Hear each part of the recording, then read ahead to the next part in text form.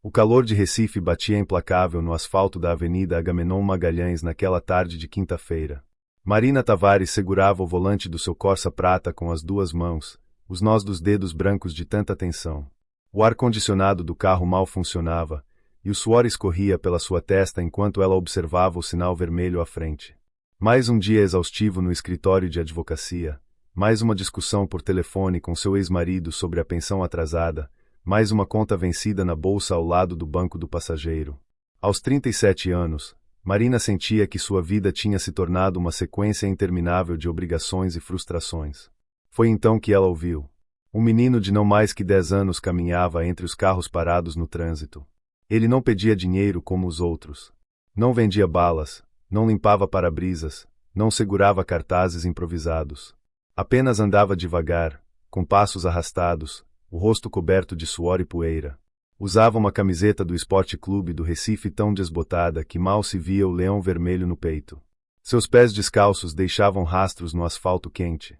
Mas o que chamou a atenção de Marina foram seus olhos. Olhos fundos, cansados, com uma expressão que ela conhecia bem. A mesma expressão que via no espelho todas as manhãs, derrota misturada com uma teimosia silenciosa de continuar. O menino tropeçou. Cambaleou entre dois carros e apoiou a mão no capô de uma caminhonete preta. O motorista buzinou alto, agressivo, gesticulando para que ele saísse da frente. O garoto se afastou rapidamente, mas Marina viu quando ele levou a mão à boca, tentando engolir algo que não estava ali. Sede. Ele estava com sede. Sem pensar muito, Marina pegou a garrafa de água mineral que tinha acabado de comprar no posto de gasolina.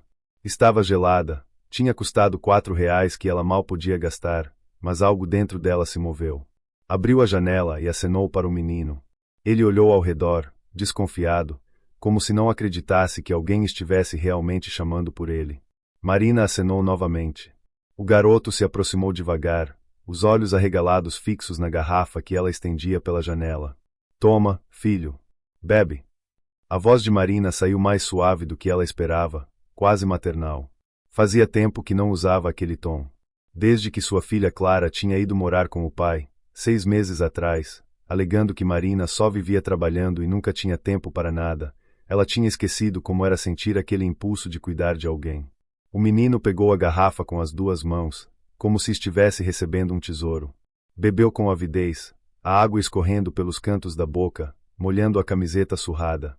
Quando terminou, limpou a boca com as costas da mão e olhou para Marina com uma intensidade que a fez estremecer. A senhora é boa, ele disse, a voz rouca e baixa.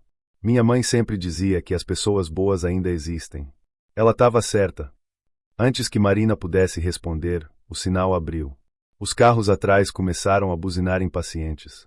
O menino deu um passo para trás, mas então fez algo completamente inesperado. Enfiou a mão no bolso rasgado da bermuda surrada e tirou um papel dobrado em 4 partes, amarelado e amassado. Estendeu para Marina através da janela. Toma, tia. É seu agora. Você vai precisar. Marina pegou o papel automaticamente, confusa. Espera, o que é? Mas o menino já tinha se afastado, desaparecendo entre os carros que começavam a se mover. Ela ainda tentou procurá-lo pelo retrovisor, mas ele tinha sumido na multidão da avenida como se nunca tivesse existido. O papel estava quente em sua mão, úmido de suor. Marina olhou para ele, sem entender, enquanto seguia no trânsito quase automaticamente. Somente quando chegou ao próximo sinal vermelho, 3 quarteirões adiante, ela conseguiu desdobrar o papel com cuidado. Era uma folha de caderno velha, rasgada nas bordas. E o que estava escrito ali, com letra infantil mas caprichada, fez o coração de Marina saltar no peito. Eram números. Uma sequência de 15 números escritos a lápis, alguns já meio apagados pelo tempo e pelo suor. E embaixo, uma frase curta que gelou seu sangue. Minha mãe disse que essa vai ser a sorte de alguém bom. Que Deus abençoe. Marina sentiu a garganta apertar. Seus olhos arderam.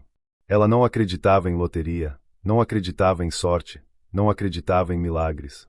Tinha aprendido da pior forma que a vida era feita de trabalho duro, decepções e contas a pagar. Mas algo naquele pedaço de papel, naqueles números escritos por uma criança que mal tinha o que comer, mexeu com algo profundo dentro dela. Uma fagulha minúscula de algo que ela pensava ter perdido para sempre. Esperança. Guardou o papel na bolsa com cuidado, como se fosse algo precioso e frágil. Não sabia por quê, mas sentiu que precisava protegê-lo. Enquanto seguia para casa, passando pelas ruas movimentadas de Recife, pela ponte da Boa Vista com o rio Capibaribe refletindo o céu alaranjado do fim de tarde, Marina não conseguia tirar o menino da cabeça. Quem era ele? Por que tinha dado aquilo justamente para ela? E por que sentia, no fundo da alma, que aquele encontro de 30 segundos tinha acabado de mudar algo fundamental na sua vida? O que Marina não sabia ainda era que aquela garrafa de água e aquele papel amarelado eram apenas o começo de uma história que a levaria aos lugares mais inesperados da sua própria existência. Uma história de escolhas, consequências e descobertas que revelariam verdades sobre si mesma que ela tinha enterrado há anos sob pilhas de processos jurídicos e mágoas acumuladas. Às vezes, a vida muda de direção em um semáforo. Às vezes, um gesto simples abre portas que estavam trancadas há tanto tempo que esquecemos que elas existiam. E às vezes, recebemos exatamente aquilo de que precisamos no momento em que menos esperamos, das mãos de quem jamais imaginaríamos. Marina chegou em casa quando o sol já começava a se esconder atrás dos prédios do bairro de Boa Viagem. Morava em um apartamento pequeno no 10º andar de um edifício que já conhecia dias melhores. A pintura das paredes externas estava descascada, o elevador rangia a cada andar, mas a vista para o mar ainda conseguia trazer algum conforto nos dias difíceis. E todos os dias, ultimamente, eram difíceis. Jogou a bolsa no sofá bege que tinha comprado quando ainda era casada, quando ainda acreditava em finais felizes e em promessas de para sempre. Há 7 anos, quando se formou em Direito pela Universidade Federal de Pernambuco, Marina tinha sonhos grandes. Queria abrir seu próprio escritório, defender causas importantes, fazer diferença na vida das pessoas. Mas a realidade tinha outros planos. Casou-se com Roberto logo depois da formatura, engravidou de Clara no mesmo ano, e os sonhos foram sendo empurrados para depois. Sempre para depois. O casamento desmoronou silenciosamente ao longo de 8 anos. Não houve traição, escândalos ou brigas violentas. Foi um desgaste lento, como uma erosão invisível.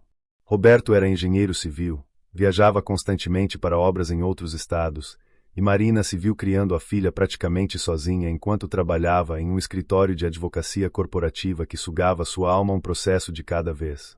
Quando finalmente se separaram, há 2 anos, Marina sentiu mais alívio do que tristeza. O que ela não esperava era que Clara, aos 13 anos, escolhesse morar com o pai. Ele tem mais tempo para mim, mãe. Clara tinha dito naquela tarde devastadora 6 meses atrás, evitando o olhar de Marina. Você vive no escritório, vive cansada, vive ausente. O pai arrumou um emprego fixo aqui em Recife agora. Ele disse que eu posso ter meu próprio quarto, que vamos fazer coisas juntos. Marina tinha tentado argumentar, explicar que trabalhava tanto justamente por causa dela, para garantir um futuro melhor. Mas as palavras soaram ocas até para seus próprios ouvidos. A verdade era que ela tinha se perdido no caminho. Tinha se tornado uma máquina de sobreviver, e esqueceu de viver. Agora, sozinha naquele apartamento silencioso, Marina enfrentava não apenas a solidão, mas também as dívidas que o divórcio tinha deixado. Pensão atrasada, advogados que precisaram ser pagos, consertos no apartamento que não podiam esperar. Seu salário como advogada associada no escritório Menezes e Duarte mal cobria as despesas básicas. Tinha 43 anos de idade, sentia que tinha 70. Foi até a cozinha e preparou um café. Sentou-se à pequena mesa de madeira onde costumava tomar café da manhã com Clara, e pegou a bolsa para tirar o papel que o menino tinha lhe dado. Desdobrou-o novamente, observando os números com atenção. 15 dígitos escritos com letra infantil, alguns borrados, 03, 07, 1423, 2835, 4149, 5258, 6371, 7984, 90. Marina não era supersticiosa. Nunca tinha jogado na loteria, achava que era desperdício de dinheiro. Mas algo naquele papel a incomodava de uma forma que não conseguia explicar. A frase escrita embaixo continuava ecoando em sua mente. Minha mãe disse que essa vai ser a sorte de alguém bom. Que Deus abençoe. Quem era a mãe do menino? Onde ela estava? Por que uma criança andava descalça no trânsito de Recife em uma tarde de quinta-feira ao invés de estar na escola? Marina sentiu uma pontada de culpa. Deveria ter perguntado mais, deveria ter oferecido ajuda de verdade. Uma garrafa de água era tão pouco, tão insignificante diante do que aquele menino claramente precisava. Pegou o celular e ligou para sua irmã, Beatriz. 3 toques e a voz animada da irmã encheu o silêncio do apartamento. Mari, que surpresa! Você nunca liga nesse horário. Tá tudo bem. Beatriz era 3 anos mais nova, tinha uma loja de roupas no bairro de Casa Forte e uma energia contagiante que sempre fez Marina se sentir simultaneamente invejosa e grata. Ela conseguia ver luz onde Marina só via sombras. Casada há 10 anos com Marcelo, tinham 2 filhos pequenos e uma vida que parecia tirada de um comercial de margarina. Perfeita demais para ser real, Marina sempre pensava com uma ponta de amargura. Bia, aconteceu uma coisa estranha hoje. Marina começou, e contou sobre o menino, a garrafa de água, o papel com os números. Enquanto falava, percebia como a história soava absurda em voz alta. Mas Beatriz ouviu em silêncio, do jeito que só ela sabia fazer. E você tá ligando para me contar isso por quê? Beatriz perguntou quando Marina terminou, a voz suave mas curiosa. Não sei, Marina admitiu. Só achei estranho. O jeito que ele olhou para mim. Como se soubesse alguma coisa. E esse papel? Joga na loteria, Beatriz disse, simples assim. Bia, você sabe que eu não acredito nessas coisas. Eu sei que você não acredita em nada há muito tempo, Mari. A voz da irmã ficou mais séria. Você não acredita em sorte, não acredita em milagres, não acredita que coisas boas podem acontecer sem que você precise matar a si mesma de trabalhar. Mas e se, só dessa vez, você acreditasse? Não vai perder nada apostando alguns reais. Mas pode ganhar algo maior que dinheiro. O quê? Marina perguntou, genuinamente confusa. Esperança. A coisa que você mais precisa agora.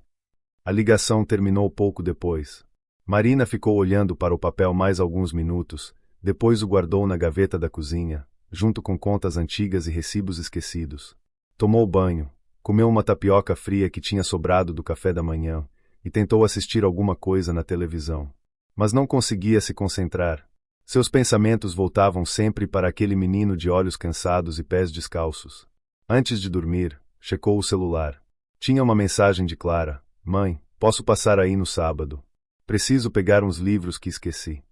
Nenhum oi, nenhum como você está, apenas uma solicitação prática. Marina digitou uma resposta. Claro, filha. Te espero, e se deitou na cama, sentindo o peso familiar da solidão apertar seu peito. Naquela noite, Marina sonhou com números flutuando em um céu alaranjado, e com um menino que caminhava descalço sobre nuvens, segurando uma garrafa de água que nunca se esvaziava.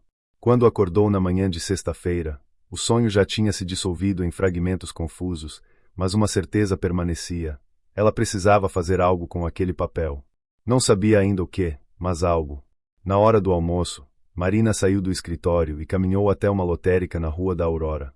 O lugar estava cheio, cheirava a papel velho e sonhos baratos. Pegou uma senha e esperou sua vez, sentindo-se ridícula. Uma advogada de 43 anos, formada em Universidade Federal, apostando em números rabiscados por uma criança desconhecida. Era absurdo. Era desesperado. Era exatamente o que ela precisava fazer.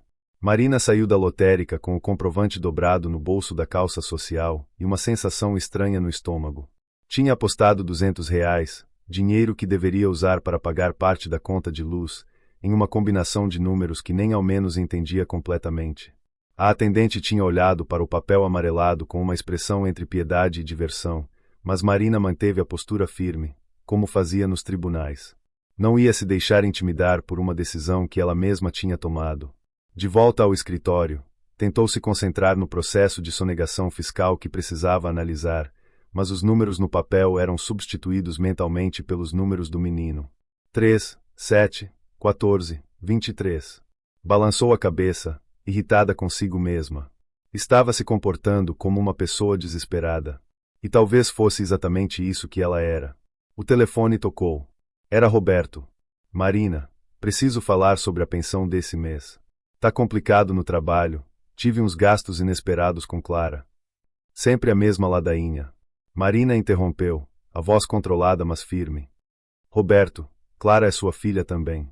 A pensão não é favor, é obrigação. Você tem até segunda-feira para depositar. Caso contrário, vou acionar meu advogado. Você é advogada, Marina.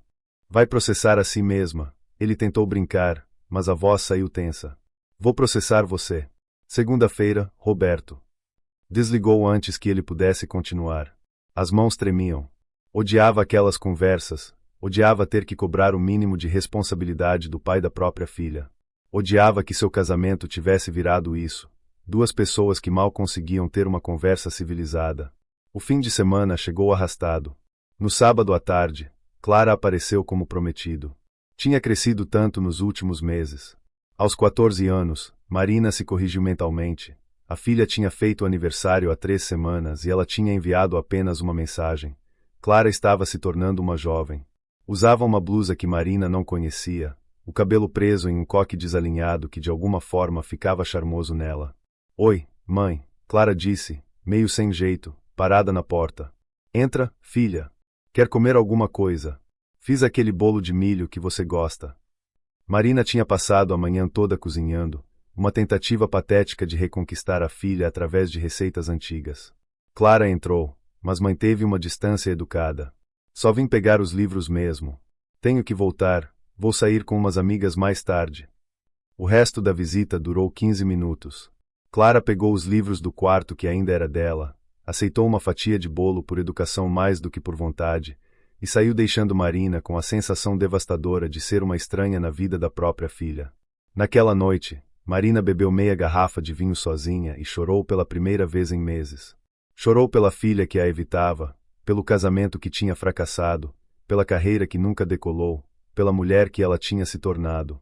Chorou até adormecer no sofá, com a televisão ligada em algum programa que ela não estava assistindo.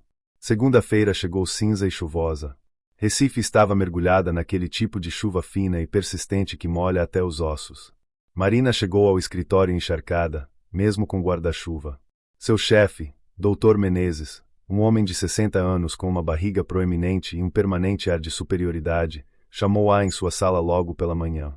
Marina, precisamos conversar sobre sua performance. Ele ajustou os óculos de grau no nariz grande enquanto folheava uma pasta. Seus números estão caindo. 3 processos perdidos nos últimos 2 meses. Os clientes estão reclamando que você parece distante. Marina sentiu o sangue subir. Dr. Menezes, 2 desses processos eram impossíveis de ganhar desde o início. O senhor mesmo disse que eram apostas arriscadas. Apostas que você não soube conduzir adequadamente. Ele retrucou, tirando os óculos e a encarando com aquele olhar que ela conhecia bem. O olhar que dizia que ela era substituível, que havia dezenas de advogados jovens e famintos esperando sua vaga. Você está aqui há 6 anos, Marina. Deveria estar fazendo sócio júnior agora, mas está regredindo. Problemas pessoais são problemas pessoais. Não podem afetar o trabalho. Marina apertou os punhos embaixo da mesa. Queria gritar, queria jogar aqueles processos na cara dele, queria dizer que estava cansada de defender empresas que sonegavam impostos e exploravam funcionários. Mas precisava do emprego. Precisava do salário. Então apenas acenou com a cabeça e murmurou um vou melhorar que soou oco até para ela. De volta à sua mesa, Marina abriu a gaveta onde guardava a bolsa e encontrou o comprovante da loteria. O sorteio tinha sido no sábado à noite, enquanto ela chorava no sofá. Nem tinha checado os resultados. Pegou o celular e acessou o site da Loteria Federal, o coração batendo inexplicavelmente rápido. Conferiu os números uma vez. Depois outra. E mais uma. Nada. Não tinha acertado uma sequência sequer. Os números do menino não tinham dado em nada.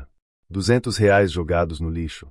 Marina soltou uma risada amarga e jogou o comprovante na lixeira ao lado da mesa. Que idiota tinha sido. Acreditando em conto de fadas, em gestos místicos, em mensagens de crianças que ela nem conhecia. Beatriz estava errada. Não tinha ganhado esperança. Tinha apenas perdido mais um pedaço da pouca dignidade que lhe restava. A semana se arrastou em uma névoa de tarefas mecânicas e desapontamentos acumulados. Roberto não depositou a pensão na segunda-feira, nem na terça, nem na quarta.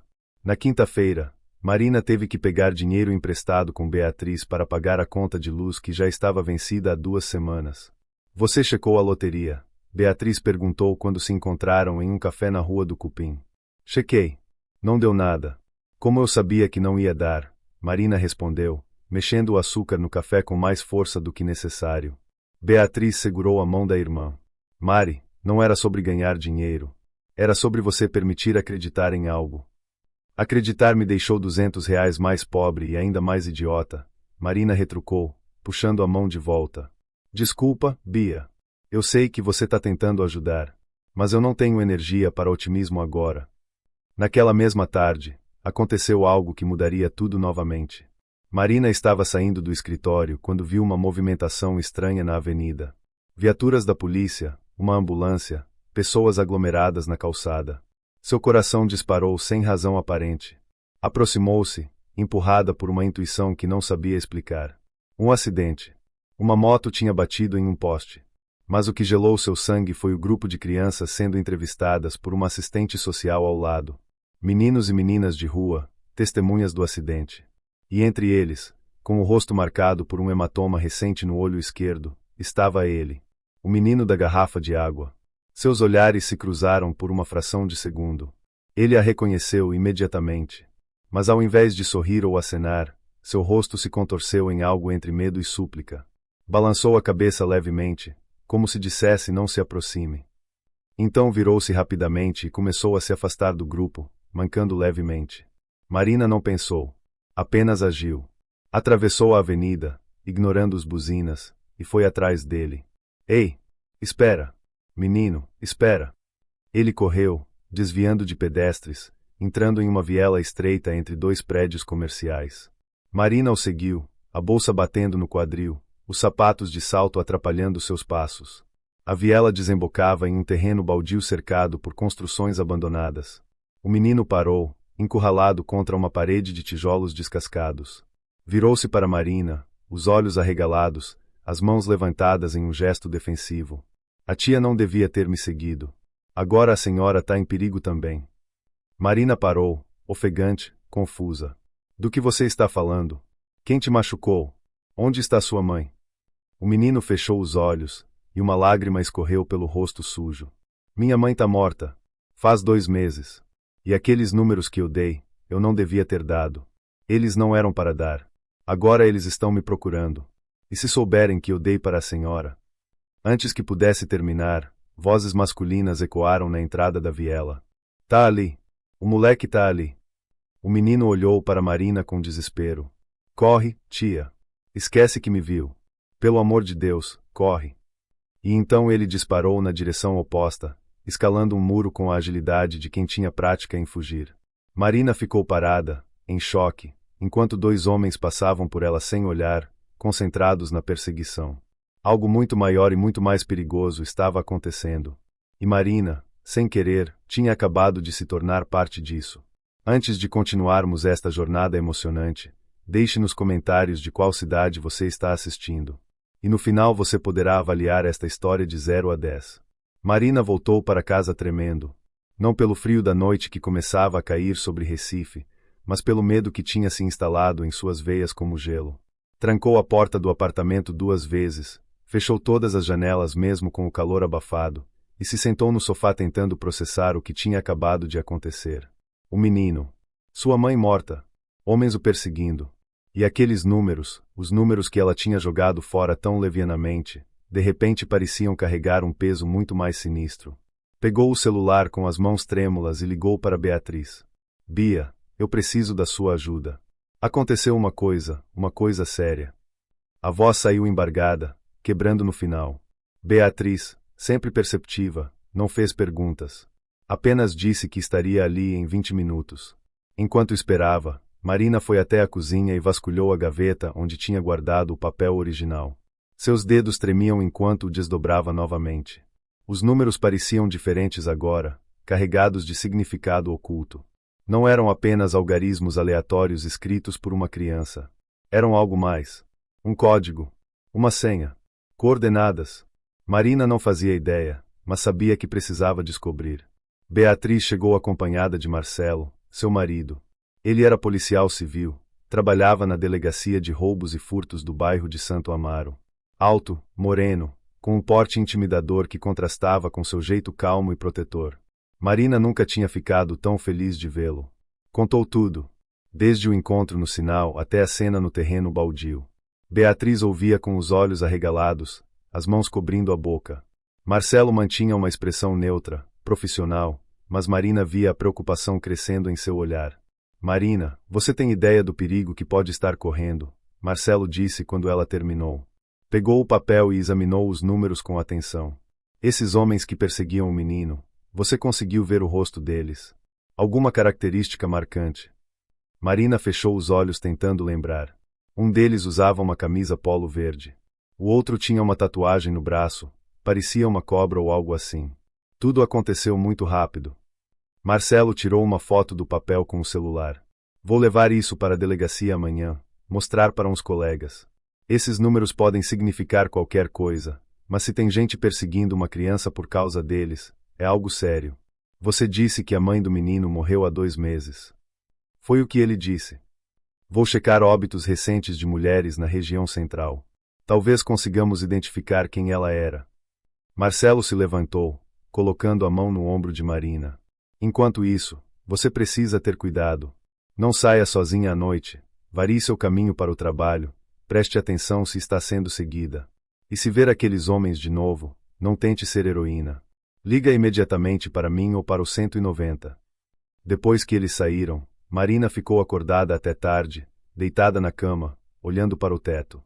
O ventilador girava lentamente, fazendo aquele barulho ritmado que antes era reconfortante mas agora parecia sinistro. Cada ruído no corredor a fazia pular.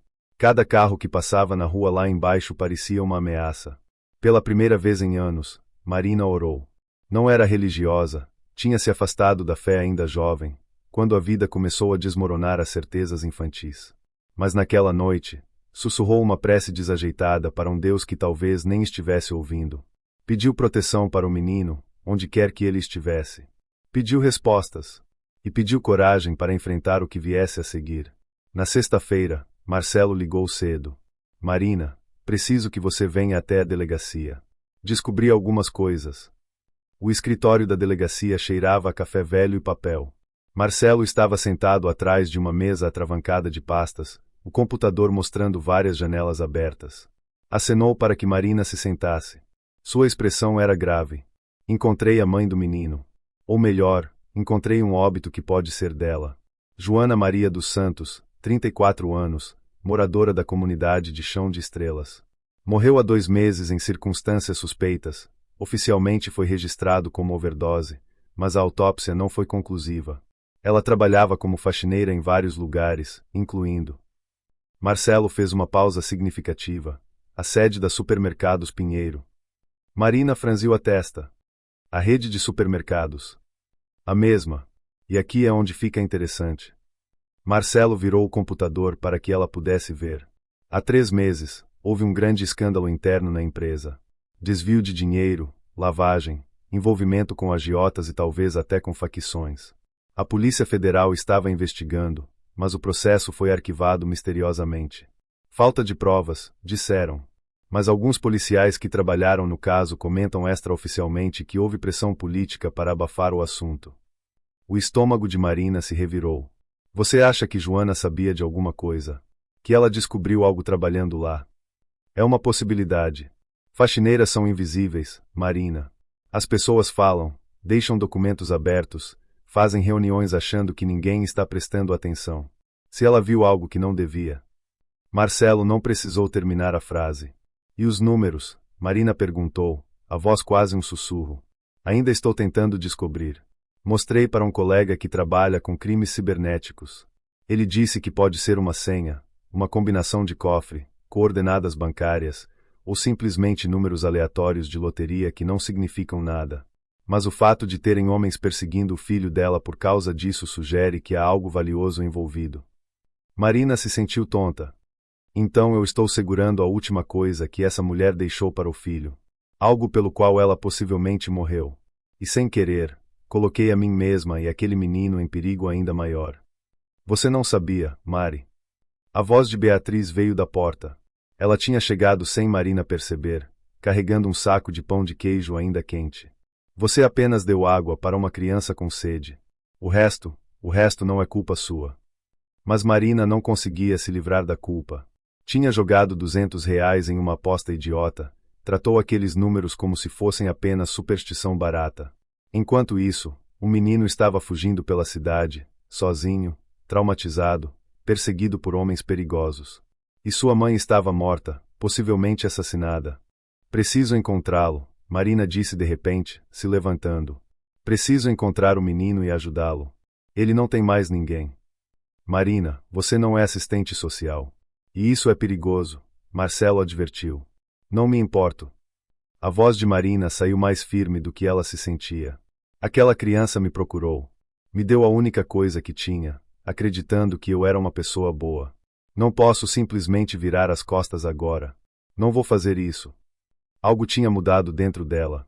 Durante anos, Marina tinha vivido no piloto automático, cumprindo obrigações, pagando contas, sobrevivendo.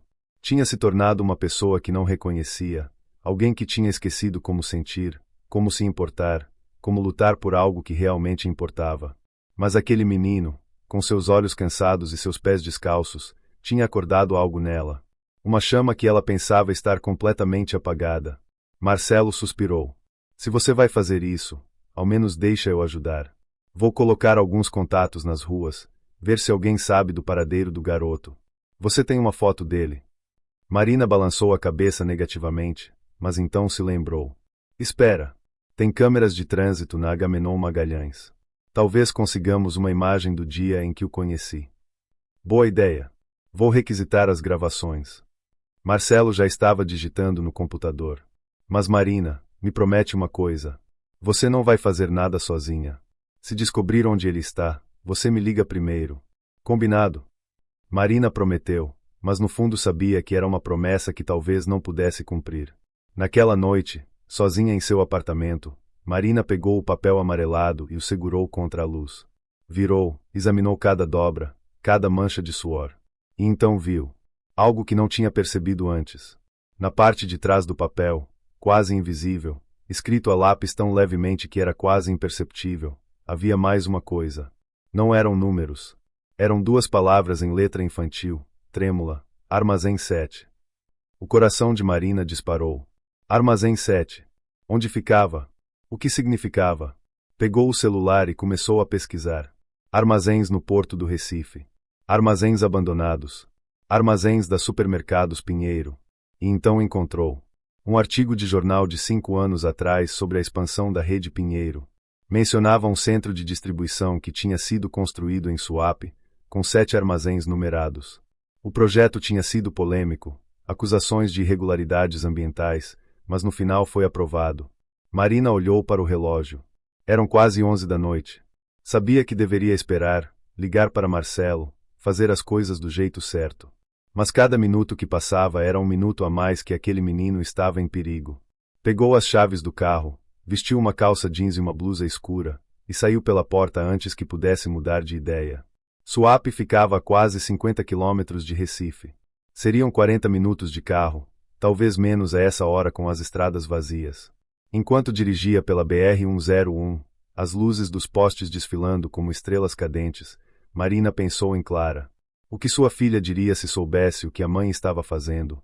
Provavelmente acharia que ela tinha enlouquecido. E talvez tivesse razão. Mas pela primeira vez em muito tempo, Marina se sentia viva. Com medo, sim. Mas viva.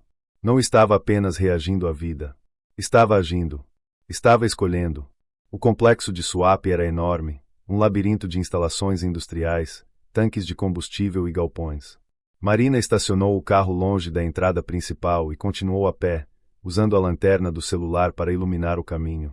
A noite era abafada, o cheiro de sal e produtos químicos pesado no ar. Levou quase 20 minutos para encontrar os armazéns da Supermercados Pinheiro. Eram estruturas enormes de metal, enfileiradas como caixões gigantes. Armazém 1, 2, 3. Marina foi contando enquanto caminhava, o coração batendo tão alto que parecia ecoar na noite silenciosa. Armazém 7 ficava no final, parcialmente escondido por outros galpões. A porta estava entreaberta. Marina parou, a mão tremendo enquanto segurava o celular. Deveria ligar para Marcelo. Deveria voltar. Isso era loucura. Mas então ouviu um som baixinho vindo de dentro do armazém. Um soluço abafado. O choro de uma criança. Marina empurrou a porta e entrou, a lanterna do celular cortando a escuridão. O armazém estava vazio, caixas velhas empilhadas nos cantos, o cheiro de mofo e abandono. Olá, ela chamou, a voz ecoando. Está aí. Sou eu, a mulher da garrafa de água. Eu só quero ajudar. Silêncio. E então, lá do fundo, entre as sombras, uma figura pequena se moveu. O menino saiu de trás de uma pilha de paletes, o rosto sujo de lágrimas, o olho ainda roxo do hematoma. Ele segurava algo contra o peito. Um caderno velho. A tia não devia ter vindo, ele disse, a voz quebrada. Eles vão encontrar a gente. Quem são eles? Marina perguntou, se aproximando devagar. Me conta. Por favor. Eu posso ajudar. O menino olhou para ela com aqueles olhos velhos demais para seu rosto jovem. E então, com a voz de quem estava carregando um peso impossível há tempo demais, começou a contar. Minha mãe descobriu que eles estavam roubando. Não dinheiro normal. Muito dinheiro. Milhões. Ela anotou tudo nesse caderno. Nomes, datas, contas bancárias. Os números que eu dei para a senhora são senhas. Senhas de contas offshore onde o dinheiro está escondido. Marina sentiu o mundo girar. Seu Deus! Quando descobriram que ela sabia, mataram ela. Fingiram que foi overdose, mas eu vi. Vi eles saindo do nosso barraco naquela noite. E eles sabem que ela deixou provas. Estão procurando esse caderno há 2 meses. Eu fugi, fiquei escondido, mas eles não desistem. E eu não sabia o que fazer, então quando vi a senhora naquele dia, com aquele olhar bom, achei que... Sua voz se quebrou completamente. Marina se ajoelhou na frente dele e o puxou para um abraço. O menino resistiu por um segundo, depois desabou, soluçando contra seu ombro. Eu só queria que minha mãe voltasse, ele chorou. Eu só queria que tudo voltasse a ser como era antes. Eu sei, filho. Eu sei, Marina murmurou, as próprias lágrimas escorrendo livremente agora. Abraçou aquela criança que não era sua filha, mas que de alguma forma tinha se tornado sua responsabilidade, seu propósito. Foi quando ouviram o som de pneus no cascalho lá fora. Portas de carros se fechando. Vozes masculinas se aproximando. O menino se enrijeceu nos braços de Marina. Eles encontraram a gente. E Marina soube, naquele momento cristalino de absoluta clareza, que tinha chegado a um ponto sem volta. Não havia mais como fugir, como fingir que aquilo não era com ela. Precisava fazer uma escolha.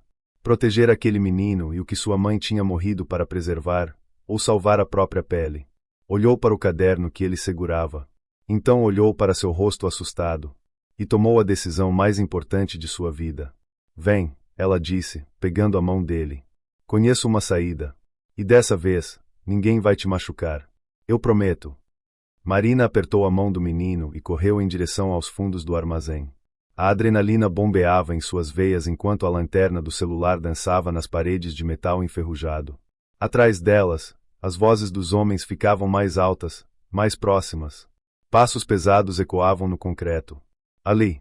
Tem uma janela, o menino sussurrou, apontando para uma abertura estreita perto do teto. Caixas empilhadas formavam uma escada improvisada. Marina não pensou 2 vezes. Empurrou o menino para cima primeiro, as mãos tremendo enquanto o ajudava a subir. Ele era leve, ágil, acostumado a escapar. Passou pela janela como uma sombra. Marina tentou seguir, mas seus sapatos escorregavam nas caixas úmidas. Não era tão ágil, não estava acostumada a fugir. Ouviu quando a porta do armazém se abriu completamente, quando as vozes se tornaram palavras claras. Sei que está aí, moleque. Você e quem quer que esteja te ajudando. A mão pequena do menino apareceu pela janela, estendida para ela. Vem, tia. Consegue.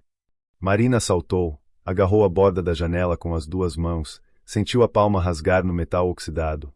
A dor era aguda mas distante. O menino puxava seu braço com toda a força que tinha. Com o último esforço desesperado, Marina se impulsionou e passou pela abertura, caindo do outro lado em uma pilha de lixo e mato. Não havia tempo para recuperar o fôlego. Levantaram e correram. Marina segurou a mão do menino com força, seus pés descalços voando sobre o chão irregular enquanto ela tropeçava nos próprios sapatos de salto. Tirou-os sem parar de correr, jogando-os para o lado. O asfalto áspero machucava seus pés, mas não importava. Chegaram ao carro. Marina trancou as portas com as mãos ainda tremendo tanto que quase não conseguia colocar a chave na ignição. O motor rugiu. Ela pisou fundo no acelerador, as rodas cantando no cascalho antes de ganharem tração. Pelo retrovisor, viu 2 homens saindo correndo do armazém, mas já era tarde. Eles estavam longe. Só quando estavam de volta na BR-101, com as luzes de Suape desaparecendo atrás deles, Marina finalmente respirou. Suas mãos ainda apertavam o volante com força suficiente para embranquecer os nós dos dedos. Ao seu lado, o menino abraçava o caderno contra o peito como se fosse a coisa mais preciosa do mundo. E talvez fosse. Como você se chama? Marina perguntou, a voz rouca. Eu nem sei seu nome. Miguel, ele respondeu baixinho. Miguel dos Santos. Miguel. Marina repetiu, deixando o nome se fixar. Tudo bem, Miguel. Agora você vai me contar tudo. Absolutamente tudo. E depois vamos acabar com isso de uma vez por todas. Foram para o apartamento de Beatriz. Marina ligou do carro, e sua irmã atendeu no primeiro toque, a voz grogue de sono. Mari, são 2 da manhã, o que? Bia, preciso de você. Agora. Marina não reconhecia a própria voz, tinha uma firmeza ali, uma determinação que há anos não habitava suas palavras. Quando chegaram, Beatriz e Marcelo já estavam acordados, cafés prontos, a sala iluminada. Marcelo olhou para Miguel, depois para Marina, descalça, com a blusa suja, um corte na mão sangrando, e não fez perguntas. Apenas acenou para que entrassem. Sentaram todos na mesa da cozinha. Miguel colocou o caderno no centro, como uma bomba prestes a explodir. Eram páginas e páginas de anotações em letra cuidadosa, feminina. Joana tinha sido meticulosa. Datas, horários, valores, conversas que tinha escutado. Nomes de gerentes, diretores, políticos. Movimentações suspeitas, dinheiro entrando e saindo em quantidades impossíveis de justificar. Minha mãe era inteligente, Miguel disse, a voz pequena mas cheia de orgulho. Ela sempre dizia que pobre não é burro, é só invisível. Então ela usou isso. Ficava limpando, escutando, anotando tudo. Disse que um dia ia usar aquilo para nos tirar daquela vida. Para comprar uma casa de verdade, me colocar numa escola boa. Marcelo folheava o caderno, o rosto cada vez mais grave. Isso aqui é ouro, Miguel. Prova concreta de um esquema de lavagem de dinheiro que provavelmente envolve dezenas de milhões. Com essas informações, a Polícia Federal pode reabrir o caso e prender todo mundo envolvido. E os números? Marina perguntou. As senhas? Miguel apontou para uma página específica. Minha mãe descobriu as senhas das contas offshore onde eles escondiam o dinheiro. Ela copiou de um papel que um dos diretores deixou na mesa enquanto foi ao banheiro. Não deu tempo de anotar tudo no caderno, então ela escreveu num papelzinho e me deu para guardar. Disse que se algo acontecesse com ela, eu tinha que dar isso para alguém de confiança. Sua voz quebrou. Eu achei que a senhora era essa pessoa. Marina sentiu lágrimas quentes rolarem por seu rosto. Estendeu a mão e segurou a de Miguel. Você escolheu certo, filho. Sua mãe escolheu certo ao te ensinar a reconhecer bondade. E agora vamos fazer justiça por ela. O que se seguiu foram 48 horas de turbilhão. Marcelo contatou colegas de confiança na Polícia Federal. Marina, usando suas habilidades de advogada, ajudou a organizar as provas, a montar um caso irrefutável. O caderno de Joana era uma máquina de destruição legal, cada página era outra unha no caixão dos envolvidos. A operação foi deflagrada numa sexta-feira de manhã. Marina assistiu pela televisão, Miguel ao seu lado no sofá, enquanto repórteres noticiavam as prisões. O presidente da Supermercados Pinheiro sendo levado algemado. 3 gerentes. 2 políticos. Um delegado corrupto que tinha ajudado a arquivar o caso original. 17 pessoas no total. Operação Chão de Estrelas. O nome era uma homenagem discreta à comunidade onde Joana tinha vivido e morrido. Desbarata esquema milionário de lavagem de dinheiro em Pernambuco, dizia a manchete. Miguel chorou. Não de tristeza, mas de algo mais complexo. Alívio misturado com dor, justiça misturada com saudade. Marina o abraçou, e pela primeira vez permitiu-se sentir completamente. Não tentou ser forte, não tentou racionalizar. Apenas sentiu. Nos dias seguintes, muita coisa mudou. Miguel foi temporariamente colocado sob os cuidados do Conselho Tutelar, mas Marina iniciou imediatamente o processo de guarda. Era complicado, burocrático, exigia infinitas idas a tribunais e assistentes sociais. Mas pela primeira vez em anos, Marina lutou por algo que realmente importava. Não por obrigação, não por dever. Por amor. Um amor que tinha brotado de forma inesperada no meio de um sinal de trânsito, plantado por uma criança descalça e regado por uma simples garrafa de água. Dr. Menezes, seu chefe, não gostou quando ela pediu demissão. Você está jogando sua carreira fora, Marina. Por causa de uma criança que nem é sua filha. Marina olhou para ele com uma clareza nova nos olhos. Exatamente por isso. Porque escolher cuidar de alguém é mais importante do que qualquer carreira. Aprendi isso tarde demais com minha própria filha, mas não é tarde demais para fazer diferente. Abriu seu próprio escritório, pequeno, numa sala comercial em Boa Viagem. Especializou-se em causas trabalhistas, defendendo faxineiras, porteiros, trabalhadores invisíveis como Joana tinha sido. O dinheiro era pouco, mas era honesto. E pela primeira vez, Marina se olhava no espelho e gostava da pessoa que via. Clara visitou 3 semanas depois. Ficou parada na porta do apartamento, observando Miguel brincando no chão da sala com um carrinho que Beatriz tinha comprado, observando a mãe rindo de algo bobo que ele tinha dito. Havia uma leveza ali que Clara não via há anos. Mãe, ela disse, e sua voz era diferente. Mais suave, mais aberta. Posso entrar? Marina se levantou, o coração batendo forte. Sempre, filha. Sempre. Conversaram por horas. Clara contou sobre a escola, sobre seus sonhos de estudar arquitetura, sobre como tinha sido difícil ver os pais se separarem. Marina pediu desculpas. Não desculpas vazias ou defensivas, mas um pedido genuíno de perdão por ter estado ausente, por ter priorizado o trabalho sobre a presença, a sobrevivência sobre a vida. Eu não sabia como ser diferente, Marina admitiu. Mas estou aprendendo. E gostaria muito que você fizesse parte desse aprendizado. Clara olhou para Miguel, que observava a conversa com olhos curiosos mas respeitosos. Então eu vou ter um irmão. Se o juiz aprovar a guarda, sim. E se você quiser? Clara pensou por um longo momento. Depois sorriu. Era um sorriso pequeno, ainda hesitante, mas era real. Acho que sim. Acho que eu gostaria disso. 6 meses depois, a guarda foi oficializada. Miguel dos Santos se tornou Miguel dos Santos Tavares. Usava uniforme de escola agora, tinha um quarto próprio pintado de azul que ele mesmo escolheu a cor, e sorria mais do que chorava. À noite, antes de dormir, Marina sentava na beira de sua cama e eles conversavam. Sobre o dia, sobre sonhos, sobre Joana. Você acha que minha mãe está orgulhosa de mim? Ele perguntou uma noite, a voz sonolenta. Marina afastou o cabelo da testa dele, um gesto que tinha se tornado natural. Tenho certeza absoluta. Ela te criou para ser corajoso, para reconhecer bondade, para não desistir mesmo quando tudo parecia impossível. Ela te ensinou a lutar.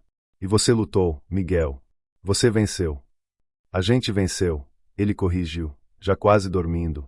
A gente venceu junto. Marina beijou sua testa e apagou a luz. No corredor, Clara estava saindo do próprio quarto, voltando para passar o fim de semana. As duas se olharam e sorriram. Era um sorriso cúmplice, de quem está construindo algo novo sobre ruínas antigas. 1 ano depois do encontro no sinal, Marina organizou uma pequena celebração no apartamento. Beatriz, Marcelo, Clara, Miguel, alguns novos amigos do escritório. Era aniversário de Miguel, 12 anos. Ele soprou as velhinhas com os olhos fechados, fazendo um pedido silencioso. O que você pediu? Clara perguntou, cutucando o irmão mais novo. Miguel abriu os olhos e olhou ao redor da sala cheia de pessoas que o amavam. Que a gente pudesse ficar assim para sempre. Junto. Marina sentiu o peito apertar de emoção. Aproximou-se e abraçou os 2 filhos, porque agora eram 2, um que tinha gerado e outro que tinha escolhido. Vamos ficar, meu amor. Isso eu prometo. Mais tarde, quando todos tinham ido embora e a casa estava silenciosa, Marina saiu para a varanda. A lua cheia iluminava o mar de Boa Viagem, as ondas quebrando com um ritmo constante e reconfortante. Pensou em Joana, uma mulher que nunca conheceu mas que mudou sua vida completamente.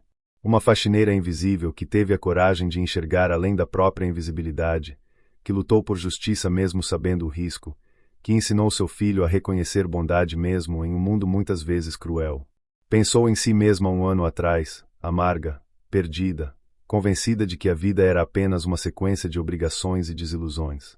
E pensou em quem tinha se tornado, uma mulher que ainda tinha contas a pagar e problemas a resolver, mas que agora sabia por que acordava de manhã. Tinha propósito. Tinha amor. Tinha escolha. Tudo por causa de uma garrafa de água. Um gesto tão simples, tão pequeno, que na hora parecia quase insignificante. Mas não existe gesto insignificante. Cada escolha, por menor que seja, cria ondas que se espalham de formas que nunca conseguimos prever completamente. Uma garrafa de água salvou um menino da sede. E aquele menino, sem saber, salvou uma mulher de se afogar em sua própria amargura. Marina sorriu para a lua, para o mar, para a noite recifense que a abraçava com seu calor úmido. Sussurrou um obrigado, para Joana, para Miguel, para a vida que tinha lhe dado uma segunda chance quando ela mais precisava. E lá dentro, em seu quarto azul escolhido a dedo, Miguel dormia profundamente. Sem medo de homens perseguindo, sem preocupação com onde dormiria no dia seguinte, sem a solidão esmagadora de uma criança que perdeu tudo. Sonhava com a mãe que o amou suficientemente para protegê-lo até depois da morte. E sonhava com a mulher que estendeu a mão quando ele mais precisava, que acreditou nele quando tinha todos os motivos para não acreditar. No bolso da calça jogada sobre a cadeira do quarto, ainda estava o papel amarelado. Marina tinha guardado como relíquia. Os números de loteria nunca tinham valido nada em dinheiro, mas tinham valido tudo em destino.